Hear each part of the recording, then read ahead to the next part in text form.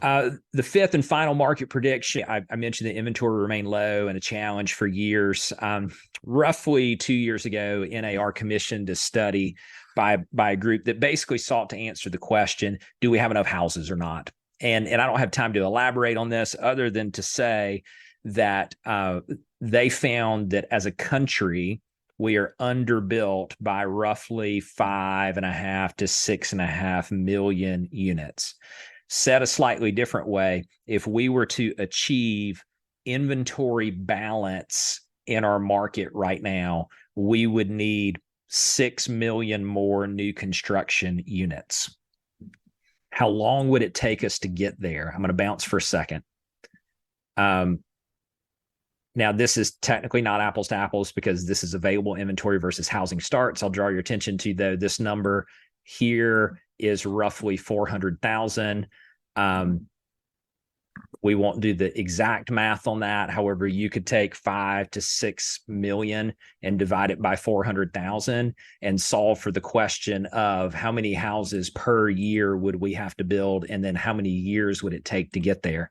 And the answer to that is roughly a decade. So we're talking about here at best 5-year, at longest 10-year trend where we're going to continue to be underbuilt as a country.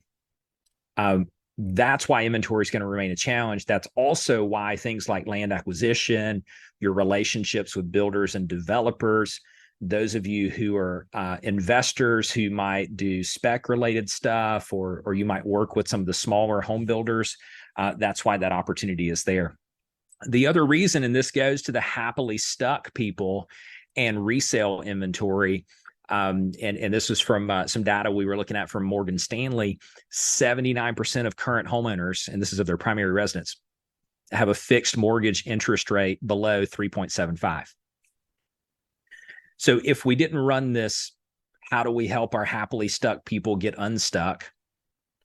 And they sat back and said, we love our house and we love our interest rate. What percentage of those people are in that bucket? These data would suggest that roughly 80% of primary homeowners are in that spot, which then means we've got to get really creative in finding motivated sellers.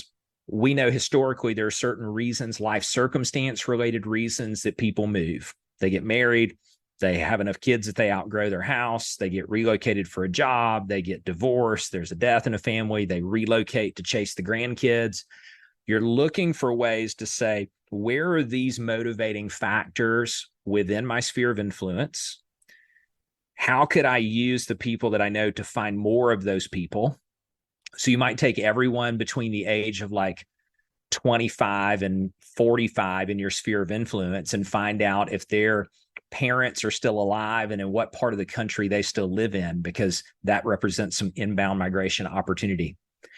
And if you're not already thinking in this way, I'd like for you to get really, really purposeful over the next 90 days or so about building those different pillars within your business. Because if you're someone right now who is largely sphere of influence and past client based, awesome.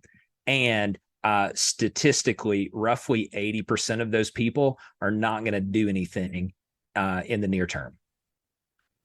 So the good is there's a lot of opportunity out there. The challenge is you're going to have to find it in places probably other than where you're used to looking. You can check out a lot of resources that we built for you at middletonelitecoaching.com. And if you're interested in learning more about what we do, you can find us there.